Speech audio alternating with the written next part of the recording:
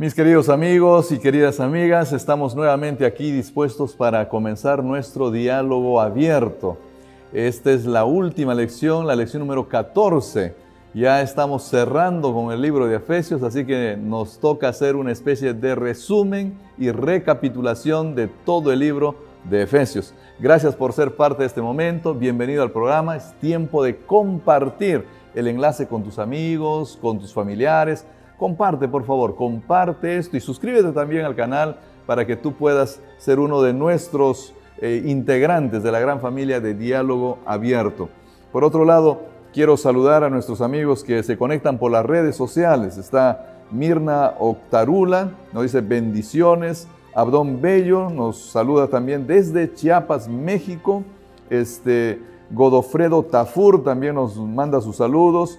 Desde México también Oaxaca, Verónica Tavares, un abrazo para ti. Tenemos algunos amigos que se conectan de otros lugares. Desde Australia está Scotty Díaz, Claudia Cueva, Elisa Morales y varios más que nos dejan sus comentarios y saludos ahí en las redes sociales. Es probable que nosotros no podamos responder a todos ellos, pero por interno los leemos. Y nos alegra saber de que tú estás beneficiándote con estos programas también y que te llevan a la reflexión, a pensar, a repensar a veces nuestras mismas ideas, nuestros pensamientos, nuestras creencias. Por eso es necesario que compartas esto, porque esto le puede hacer de bien a otros también. También mandamos un abrazo grande a nuestros oyentes de Radio Nuevo Tiempo, aquí en Lima, la 103.3 FM. Miles, millones de personas que tienen la posibilidad de escuchar este programa.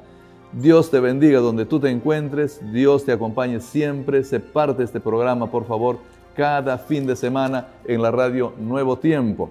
Y también a nuestras sucursales en todo el Perú, amigos que nos saludan, nos escuchan en Chachapoyas, en Chiclayo, Trujillo, Arequipa, Juliaca, Tacna y en muchas otras ciudades. Que Dios los bendiga grandemente a cada uno de ustedes. Estamos cerrando el trimestre y teníamos que cerrar con un invitado del todo especial, ¿no? Está con nosotros el decano de la Facultad de Teología, pastor, doctor Walter Alaña.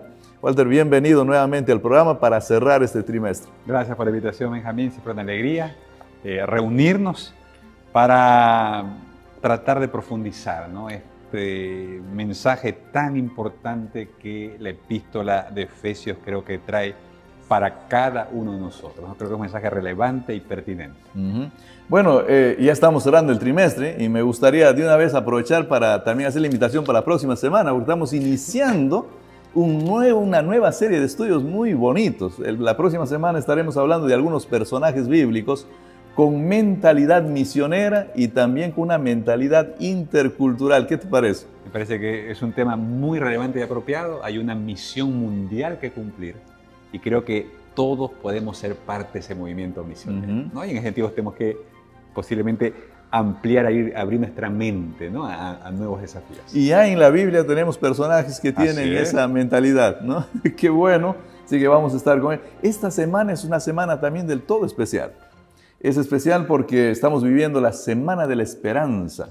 Y me parece que en muchos países, en muchas ciudades, ahora nuestros jóvenes, líderes de iglesia están involucrados en esta campaña, llevando esperanza, llevando mensajes de consuelo, de felicidad, mensajes bíblicos a las comunidades. Están trabajando en estos momentos. ¿Qué le podemos decir a ellos? Bien, que justamente Efesios nos desafía eso, ¿no? Una iglesia que madura, que crece, es una iglesia activa, ¿no es cierto? Donde todos tienen una participación porque todos usan sus dones, ¿no es cierto?, para cumplir la misión. Así que todos tenemos que unirnos a este movimiento. Avancemos, ¿no? Es momento de avanzar, definitivamente. Bueno, y el sábado 30 te cuento que se está celebrando los 112 años de la educación adventista. ¿Cuántos años estás en el área pastoral, pero ahora específicamente en el área educativa. Si yo inicié mi servicio en el área educativa, ya van a ser 23 años atrás. En el área educativa. En el área educativa, ¿sí? Así que hay un aprecio y un cariño muy grande por esta obra que realiza posiblemente uno de los discipulados más importantes, ¿no?, que tiene en la todos iglesia. sus niveles, ¿no? Porque En tenemos todos sus profesores ahí con los más pequeñitos, Así es. nivel universitario, posgrados. ¿Cuán valioso es Sí, esto? o sea, la área educativa trabaja con el recurso más valioso que tiene la iglesia. Bueno, yo Eso- comencé mi ministerio trabajando con los pequeños de primaria, ¿no? Ayudándoles a ellos. Es realmente interesante. Cada etapa tiene un momento muy bonito. Así es. Así que ¿no? felicitaciones, ánimo a todos los profesores, los que forman parte del Ministerio de Educación, ¿no es cierto? Realmente siéntanse bendecidos y privilegiados de ser 112 años en el Perú, ¿no? 112 años en el Perú. Es una celebración muy especial aquí en el Perú, porque aquí el programa lo estamos grabando justamente en la Universidad Peruana Unión, que está en el Perú.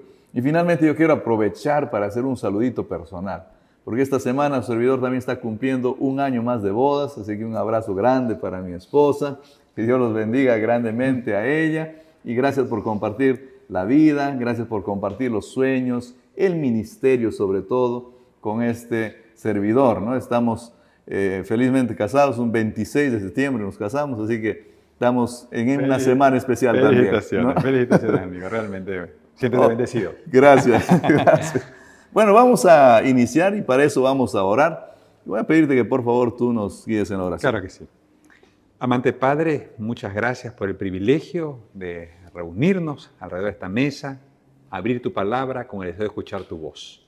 Que una vez más tú puedas hablarnos a través de la epístola de Efesios, ese mensaje que tú quisiste comunicar a tu pueblo a través de Pablo, también podamos recibirlo nosotros y podamos aplicarlo en nuestra vida. Díganos con tu espíritu, lo suplicamos en el nombre de Jesús. Amén. Amén. Amén. Muchísimas gracias. Comencemos. ¿De qué nos habla el capítulo 1 del libro de Efesios, ¿no? Necesitamos hacer un resumen. Tú nos decías en un programa anterior que una de las grandes preguntas que responde el libro de Efesios tiene que ver con la iglesia. ¿Qué es la iglesia? ¿Para qué está? El gran tema de Efesios, la iglesia. La unidad me parece que es otro tema que está relacionado al asunto de la iglesia también, ¿no? Y Efesios 1 creo que comienza abordando algo, introduciendo el tema. Así es, totalmente.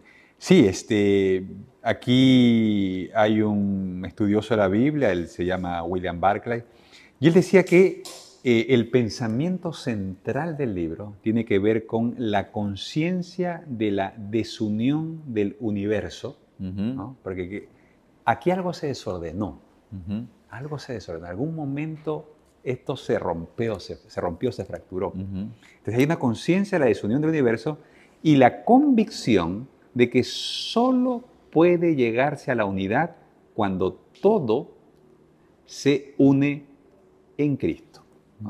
Cristo es la solución, es la fuente de la reunificación. Bueno, el versículo 10 del capítulo 1 dice claramente eso, ¿no? Exactamente, el texto clave aquí, ¿no? De reunir todas las cosas en Cristo. Él es el que reúne.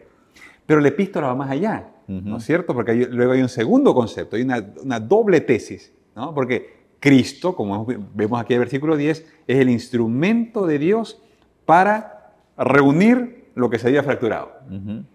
Pero entonces ahora aparece la iglesia como un segundo movimiento en el plan de Dios, como el instrumento de Cristo para propiciar esta reconciliación. Entonces, Cristo cumple su misión a través de la iglesia. Pero esta misión se cumple gracias a Cristo. Cristo es la fuente. Mencionas algo que me llama la atención y quiero preguntarte, porque estamos cerrando el libro de Efesios. Es la misión de la iglesia. Porque muchos estudiosos, de paso, cuando hablan en el libro de Efesios, dicen, ok, el Señor Jesús unió. Ya nosotros tenemos que vivir en unidad, porque el Señor Jesús ya unió. Ya esto de las barreras, olvídate, en realidad ya estamos unidos. Simplemente acepta que ya estamos unidos. Pero tú mencionas, pero existe una herramienta, la iglesia, dices, para cumplir esto. Así es. O sea, la unidad no está hecha, sino está en proceso de cumplimiento, se está trabajando para que esa unidad se dé en algún momento. Exactamente, eso es lo que plantea el libro de Efesios, ¿no es cierto? Es una unidad que se está construyendo con todos aquellos que aceptan el llamado de Cristo a través de su iglesia, ¿no? que es el medio señalado por Dios para que la invitación del Evangelio llegue al mundo, ¿no? Por eso la misión de la iglesia es llegar a todo el mundo. Capaz por eso también aquí en el primer capítulo de Efesios nosotros encontramos en el versículo 7 que dice que nosotros tenemos la redención gracias a Cristo, pero luego en el versículo 14 el apóstol parece hasta contradecirse porque dice que nosotros hemos recibido el Espíritu Santo como garantía de que vamos a recibir la herencia hasta que llegue el día de la redención. No, o sea, como que ya tenemos la redención, pero la redención recién va a llegar después, ¿no? Así es, así es. Es lo que los estudiosos denominan la escatología realizada, ¿no es cierto? Esta idea de que ya somos salvos, ¿no es cierto?, en Cristo, porque Él obró nuestra redención, pero al mismo tiempo todavía hay un proceso que debe culminarse en ocasión de la segunda venida de Cristo. ¿Cierto? Entonces, estamos experimentando este proceso, ya, es verdad, la victoria fue ganada por Cristo, eso no va a cambiar, ¿no es cierto? El triunfo está asegurado, Y sin embargo, todavía hay ciertas condiciones y cosas que deben cumplirse a fin de que el plan de Dios se cumple en plenitud. Ahora, es interesante porque acá Efesios habla de tantas cosas, ¿no? Y ahora tenemos que juntarlo todo en esta última lección. Pero en este trabajo de salvación, de armar lo desarmado, de otra vez unir lo roto, da la impresión de que está presente todos los elementos de la divinidad. Porque el versículo 3 nos habla de Dios el Padre, nos presenta al Señor Jesús. El versículo 13 nos habla del Espíritu Santo como el sello de las arras de la salvación. La Trinidad, ¿tú ves en el capítulo 1 presente, obrando, trabajando? Totalmente, o sea, la Trinidad está totalmente comprometida con el plan de salvación. Te digo esto porque muchas veces siempre hablamos del Señor Jesús. Yo no digo que eso esté mal. Pero ¿no será que a veces nos olvidamos un poquito de la obra importante que hace el Espíritu Santo, del Padre, en todo esto? Totalmente, sí. Es fundamental. Creo que comparto contigo esta idea de esta misión que es trinitaria, ¿no? La misión es trinitaria, ¿no? Y cada uno de los miembros de la deidad está activamente, el texto muestra que está activamente comprometido con esta obra, ¿no es cierto? Ahora, lógicamente, en este proceso, en esta obra de salvación, Cristo cumple un rol singular, ¿no es cierto? Cristo como el Dios que se hace hombre, ¿no? Cumple un rol singular. Y aquí la epístola de Efesios nos va a mostrar que Cristo también en su potestad decide obrar y llevar adelante la misión iniciada por Él en el momento de su encarnación a través de la iglesia, ¿no es cierto?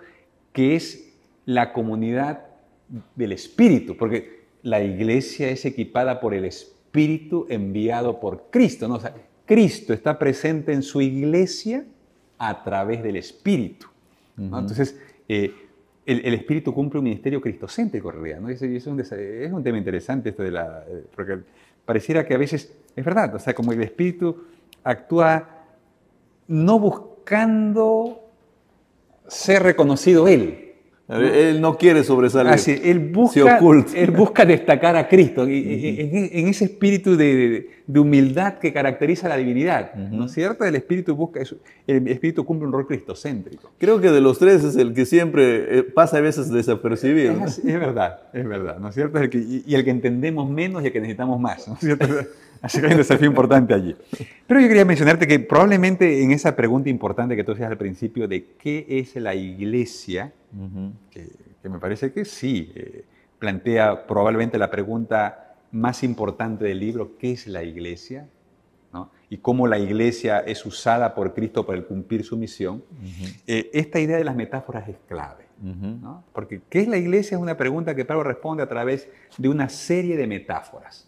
Por lo menos son 5, ¿no? Y es interesante porque me parece que nos puede ayudar a ella también a hacer el repaso de todo el libro. Sí, ¿no? Porque tú comienzas, mira, en el capítulo 1 nos encontramos con el verso 22.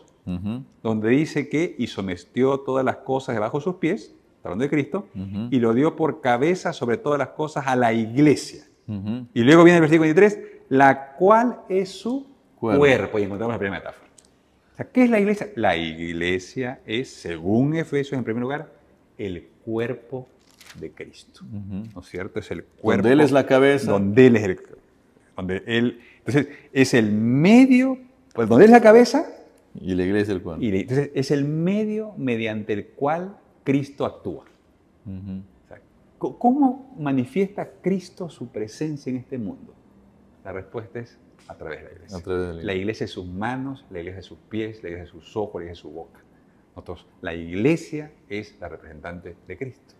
Claro, y este texto está muy conectado con el capítulo 4, ¿no? Donde se habla justamente el versículo 7 para adelante. Exactamente. Que de alguna forma la iglesia está constituida por miembros que reciben distintos dones y todos ellos, sin embargo, son gobernados por una cabeza. Exactamente, no actúan de manera independiente. ¿No? Todas dependen de Cristo, ¿no? Son guiadas por el mismo Señor, están sometidas a Cristo y por eso pueden actuar en unidad. Capaz, no sé si es ir mucho, pero si podríamos decir, si hay una sola cabeza, significa que tal vez uno canta, el otro toca, pero todos piensan igual. ¿Hasta ese punto podríamos llegar? Me parece que lo que el texto, viene a mi mente inmediatamente el texto de Filipenses, capítulo 2, donde dice, haya pues en vosotros este sentir. Me parece que más que la unidad de pensamiento es una unidad en lo actitudinal, en la actitud. ¿No? Porque digo, vamos a ver aquí en Efesios también, que cuando habla de las cualidades de los que son parte de la iglesia, está la mansedumbre, ¿no es cierto? Está la humildad, está la paciencia, que son virtudes que muestran una disposición del corazón, ¿no es cierto? Una disposición del corazón. Entonces me parece que... Pero también habla de que están unidos en una misma fe. Por supuesto. Y hay los elementos objetivos que también definen esta unidad, ¿no es cierto? Pero hablando de esta disposición interna, ¿no? de esta disposición interna, me parece que más que un pensamiento similar, porque me parece que Dios ha dado libertad de pensamiento, somos libres para pensar, pero lo que sí hay es esta unidad en lo afectivo, ¿no? en este cariño, en esta preocupación, en este sentimiento de que somos hermanos y en este deber de cuidarnos los unos a los otros, ¿no es cierto? Creo que el amor de Dios, y es ese amor el que me permite a mí esa paciencia. Después dice soportar, llega a decir, bueno, soportando los unos a los otros, sí, porque en este proceso de llegar uno, porque es un proceso, ¿no? En el camino no es fácil, pues, en el camino uno se topa con gente muy distinta, con ideas muy diferentes, y uno puede decir, pero jamás vamos a estar de acuerdo, pero esto es lo increíble del Evangelio, o sea, el Espíritu de Dios puede unir aquello que humanamente parece irreconciliable. Podríamos entonces, a ver, tal vez yo no estoy entendiendo bien, pero podríamos decir que en una primera etapa nosotros llegamos y hasta podemos tener ideas diferentes, pero el Espíritu va trabajando y nos va conduciendo a lo que diría el versículo 13 del capítulo 4, que llegamos a la unidad de la fe y llegamos al conocimiento del Hijo de Dios, y entonces llegamos a ser semejantes a Él. Ese es el objetivo al final, o sea, al final de la carrera. Dios lo que quiere realmente es que nosotros tengamos unidad de fe también. Por supuesto. O es que, digamos, hasta el final vamos a seguir pensando diferente. A ver, como decía, ¿no?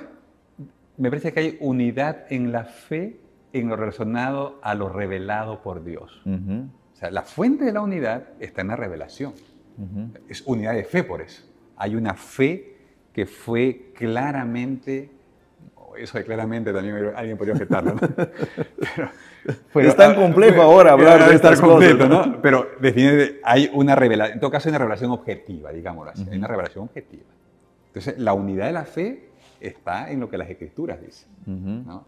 Ahora, en lo que ha sido revelado, tenemos que estar de acuerdo, ahí no hay lugar para discusión, ¿no? En lo que no ha sido revelado, me parece que ya hay espacio para la comprensión, para la paciencia, ¿no es cierto? Para esta capacidad para un diálogo, de respetar, ¿no es cierto?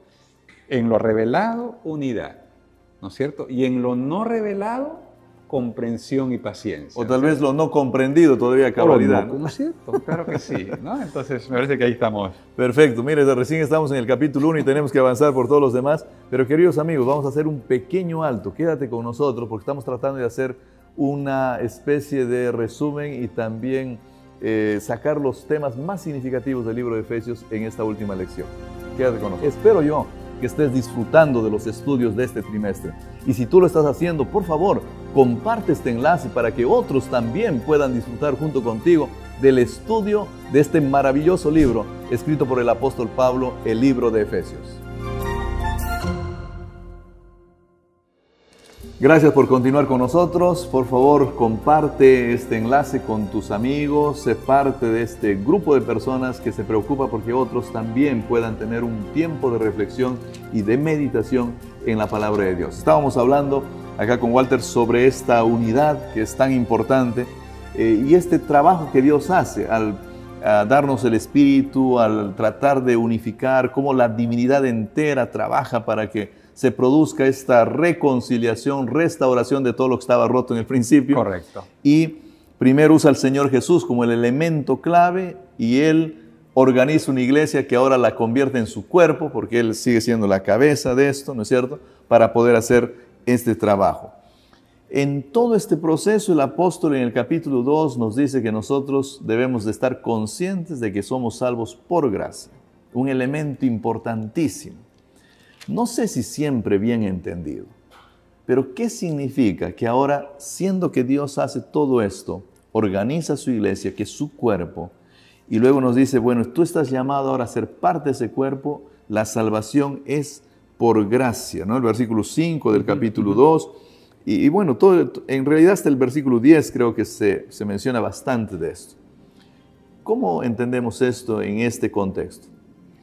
Claro, bueno, claramente Pablo está mostrando aquí que esta comunidad eclesiástica está conformada por aquellos que, él va a decir que antes estaban muertos, ¿no? Y esto es interesante, a veces no tomamos en cuenta el contexto de aquellos que formaban parte de la sociedad de Éfeso en aquel entonces, ¿no? O sea, Éfeso era una ciudad reconocida por aspectos bien definidos. Uno era el centro de la adoración a una diosa que era sumamente conocida y popular en ese tiempo. Muy querida. Muy querida, ¿no? Diana de los Efesios. El templo de Diana era considerado una de las maravillas del mundo. Era un templo realmente impresionante. Hoy todavía uno puede viajar allá a Turquía, ir a la ciudad de Éfeso y ver todavía algunas ruinas de los pilares, ¿no? Que realmente uno se queda sorprendido del tamaño, ¿no es cierto? Era una obra realmente impresionante. Y en el centro de esa estructura gigantesca estaba esta imagen de Diana que se enseñaba que había caído del cielo, ¿no? O sea, era una imagen sobrenatural, con todo un culto promiscuo. ¿No? Entonces nosotros podemos imaginar sensual, ¿no es cierto?, de la prostitución religiosa. Entonces tenemos que entender que, alguien decía, ¿no?, la moralidad de un pueblo está definida por su religión. Pero si esa era la religión de Éfeso, podemos imaginarnos cómo era la ética y la conducta, ¿no es cierto? Por un lado, ese es el aspecto religioso. está por el otro lado de que Éfeso también era conocido porque tenía los brujos más importantes del imperio, ¿no? Tenía esa fama, ¿no? Cuando alguien quería tener algún tipo de contacto con fuerzas ocultas, el destino era Éfeso. Entonces, es en esa ciudad que reunía esas características. Pero una ciudad también altamente educada. Ah, por supuesto. Hoy en día lo que queda más intacto de Éfeso es su biblioteca. Su biblioteca, por supuesto, y está la parte intelectual. La parte intelectual, ¿no es cierto? Entonces, toda esa mezcla de elementos realmente la convertía en un tremendo desafío misionero. ¿Cómo puede una ciudad altamente educada tener tanto valor por la brujería y tanto valor para un culto promiscuo? Mira, eso que posiblemente antes hubiera sido así como más difícil de entender, me parece que hoy lo estamos viviendo delante de nuestros ojos. Lo estamos repitiendo. Lo estamos repitiendo, ¿no? A mayor educación parece que se complica. Así es porque, lógicamente, o sea, estas mentes inquietas siempre están buscando nuevas respuestas y hoy hay una clara intención, ¿no es cierto?, de un claro interés por lo oculto, ¿no es cierto?, en distintas manifestaciones. ¿No? Hace unas horas atrás revisaba las noticias, hablaban de una primera reunión oficial de la NASA donde procuraban ellos analizar los contactos con los objetos voladores no identificados, ¿no? Lo conocemos como ovnis, ¿no? Entonces, hoy la ciencia hoy se mezcla con lo que está más allá de lo paranormal. Claro, ya la ciencia ha mostrado un claro interés y un avance en entrar en el terreno ya de lo que no está definido por leyes físicas. ¿No? Ya está más allá, ¿no? Se promueve bastante. Se promueve. Entonces, hoy hay una mezcla en las ciencias. Ahora, volviendo a nuestro tema, porque este es un tema tan interesante, dice el texto en el versículo 12 de este capítulo, que esta gente que tú decías, bueno, está alienada, separada, no tenía Cristo, estaban alejados de Él. Estaban muertos, dice aquí, ¿no? Estaban muertos en vuestro rito, del versículo 1. Ajá. Bueno, todo esto muestra un tipo de gente. Y yo decía, pero el texto tiene este capítulo tiene un texto central, ¿no? Tú recuerda que has sido salvo por gracia. Claro. Sí, porque justamente y no por obras. Estos que estaban muertos en estos pecados que hemos descrito, ¿no es cierto? El versículo 4 dice, no, pero Dios, que es rico en misericordia, por su gran amor, con que nos amó, aún estando nosotros muertos en pecados, nos dio vida juntamente con Cristo. Por gracia soy salvo. Y esa es la maravilla del amor de Dios, ¿no es cierto? Porque aunque ellos eran todo esto y más, Dios en su gracia los alcanzó. Y esa es la maravilla del Evangelio de Cristo, ¿no? Que no existe criatura en este mundo que esté fuera del alcance de esa maravillosa gracia, de esa misericordia divina que busca, que hace, que demuestra a Dios a la hora de relacionarse con el pecador, ¿no es cierto? Es increíble esto, Dios ama al pecador. Me llama la atención el versículo 6, que continúa y dice que nos hizo sentar en los lugares celestiales juntamente con Cristo. En los lugares, todavía estamos aquí en la tierra, no está ahí un eco del santuario, del juicio, de que ahí estamos espiritualmente, no sé, por la fe presentes. Totalmente. Y tal vez el proceso de salvación, tú eres salvo por gracia allá en el lugar, ¿no tendrá algún tipo de relación con...? Sí, por supuesto, tiene que ver con eso y tiene que ver también, creo, con el hecho de que Cristo llevó la humanidad consigo. Y esto es lo asombroso del plan de la salvación y de la encarnación de Cristo, ¿no? O sea, por eso dice que el Verbo se hizo carne. O sea, Dios llegó a ser hombre. Es una idea que realmente nos trasciende por completo. Y ahora llevó la humanidad consigo, porque este Jesús que resucita es un Cristo que resucita con una humanidad glorificada, y esa humanidad glorificada, como nuestro representante, hoy está en el cielo ministrando por nosotros, ¿no es cierto? Entonces, en Cristo tenemos un representante estamos allá, digamos. estamos un representante de la humanidad allí presente, lo que garantiza que nosotros también un día podremos estar ya no solo sentados por la fe mediante nuestro representante, sino realmente podremos estar sentados con él allá. Todo este trabajo, dice este capítulo, que el Señor lo hace y recrea en nosotros un nuevo hombre, el versículo 10, ¿no? Para que hagamos buenas obras. Este es un tema también, hay veces que no siempre se habla, pero el trabajo de Dios, de salvarnos por gracia y todo, hay veces se desliga de este deseo de Dios de que nosotros obremos de acuerdo a su voluntad. ¿Qué puedes decirnos de eso? Totalmente, ¿no? O sea que hay un claro propósito, dice, porque somos hechura suya, creados en Cristo, y aquí habla de la nueva creación, ¿no es cierto? Somos recreados por Cristo para buenas obras. O sea, somos creados para vivir de cierta manera.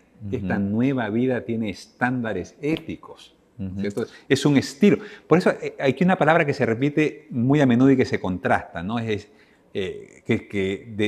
se refiere al estilo de vida. En la Biblia, cuando se habla de andar, de andando, ¿no es cierto? Claramente que hay un contraste entre el andar que uno vivía antes de conocer a Cristo, este andar en los deseos de nuestra carne, y a esta posibilidad ahora de andar en el Espíritu, que es este nuevo estilo de vida, donde ya no vivimos para satisfacer los deseos de un corazón irregenerado, sino vivimos ahora para honrar a Cristo en todo lo que hacemos. Bueno, y aquí entramos también tal vez a ver un poquito el tema central que ya hemos estado viendo, ¿no? De Efesios, la iglesia, porque en qué medida este hecho de andar en buenas obras, de andar de acuerdo a la voluntad de Dios, es influenciado por la iglesia.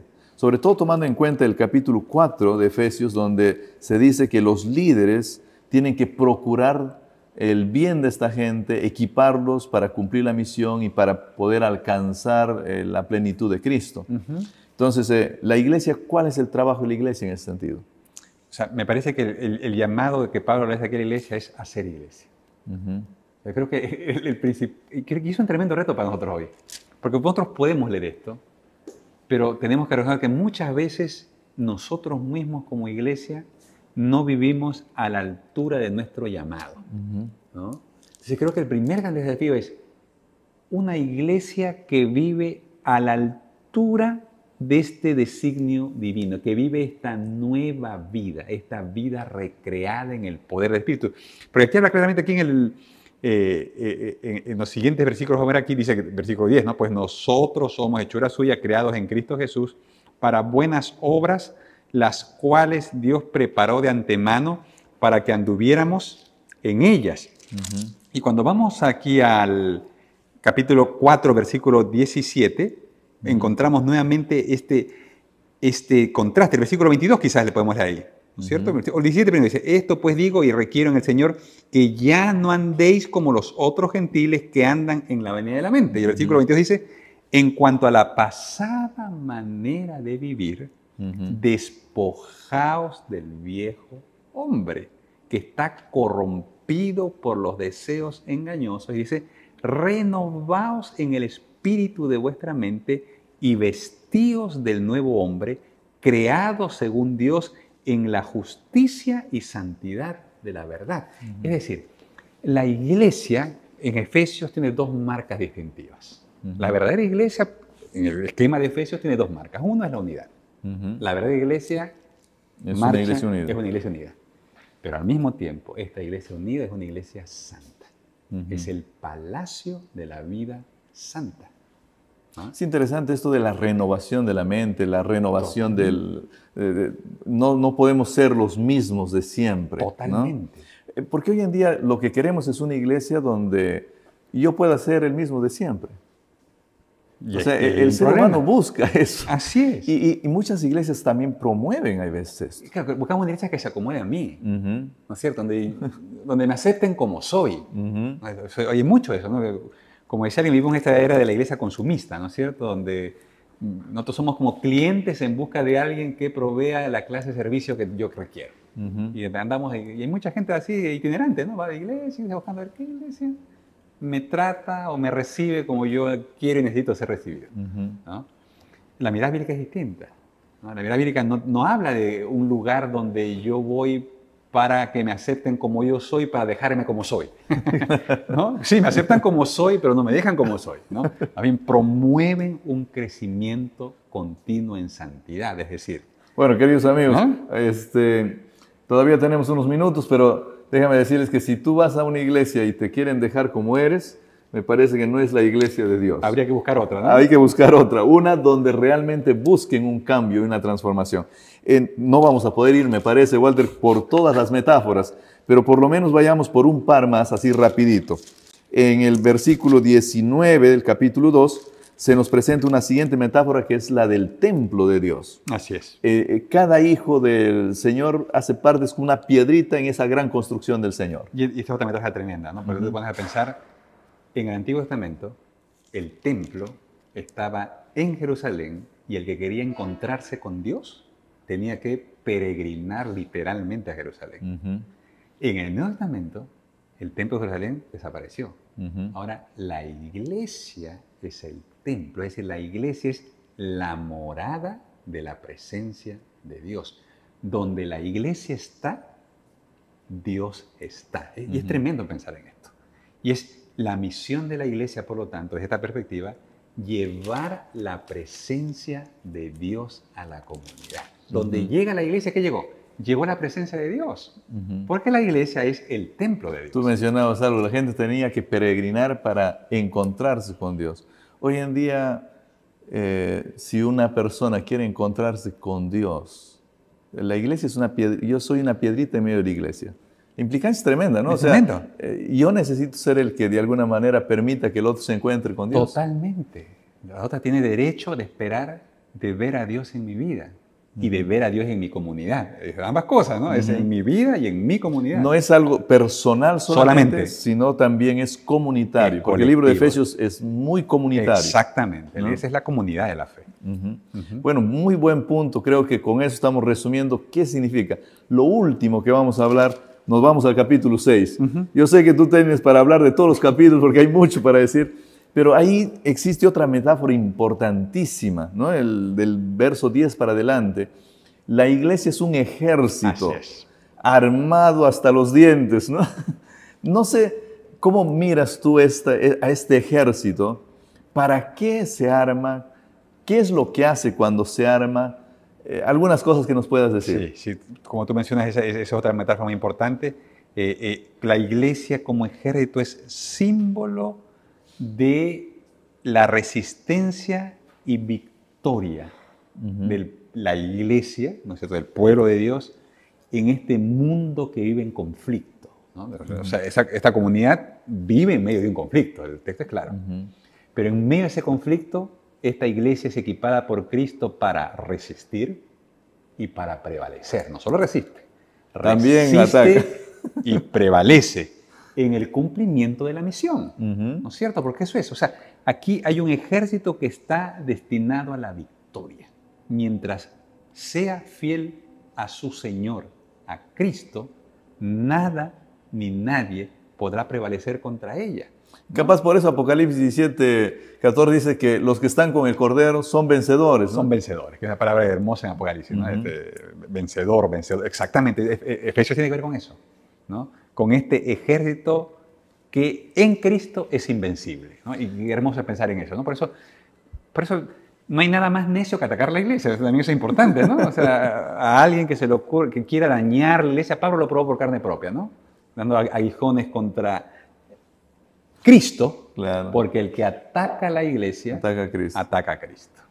Queridos amigos, hemos cerrado este estudio del libro de Efesios y esperamos por la gracia de Dios que tú lo sigas leyendo, porque hay tantas perlas hermosas para no solamente nuestro conocimiento, sino para nuestra revitalización, para que nosotros tengamos el impulso necesario, la fuerza necesaria para vivir aquello que Dios quiere que vivamos.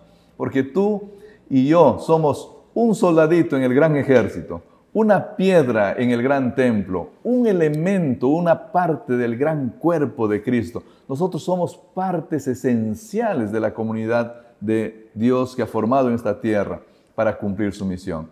Que Dios te pueda bendecir grandemente, que Dios te acompañe en todo momento. Escuchamos unas palabras finales tuyas, Walter, y luego yo estaré haciendo una oración para cerrar el estudio. Creo que Efesios nos deja con esa profunda convicción del privilegio que tenemos de ser parte de este milagro. La iglesia es un milagro de Dios, ¿no? Es ese lugar donde podemos vivir el amor de Dios mientras somos transformados a la imagen de Cristo, lo que nos permite cumplir al mismo tiempo la misión redentora hacia otros. Así que, amigos queridos, disfrutemos del privilegio de ser parte del cuerpo de Cristo. Amén. Vamos a orar. Padre querido, gracias por habernos dado un trimestre en el que hemos estudiado un hermoso libro. Gracias, Señor, por darnos la posibilidad de comprender algunas cosas. Con seguridad hay otras que tal vez necesitamos estudiarlas más todavía, pero gracias por todo lo que tú ya nos has enseñado. Y ahora ayúdanos a vivirlo, ayúdanos a practicarlo. Ayúdanos, Señor, a ser transformados cada día por tu gracia. Permite que nosotros dejemos que tú nos transformes, que nos llenes de tu poder, que nosotros podamos ser esos mensajeros, como Efesios dice, no solamente para los que están a nuestro alrededor, sino incluso para los principados y potestades celestiales. Por favor, Padre Santo, haz eso con nosotros. También en esta hora oramos por nuestros amigos que tienen dificultades, que tal vez se enfrentan desafíos. No sabemos qué es lo que pasa con la vida de cada uno de ellos, Señor, pero tal vez en esta semana alguien quedó enfermo, tal vez en esta semana alguien perdió el trabajo. No sabemos. Tú, por favor, obra de acuerdo a tu voluntad en sus vidas, responde a sus necesidades, sé con cada uno de ellos, Señor, los ponemos en tus manos a todos ellos. Y lo hacemos en el nombre de nuestro Señor Jesús. Amén. Amén. Queridos amigos, este fue su programa Diálogo Abierto. Siempre será una bendición tenerte. Te esperamos la próxima semana.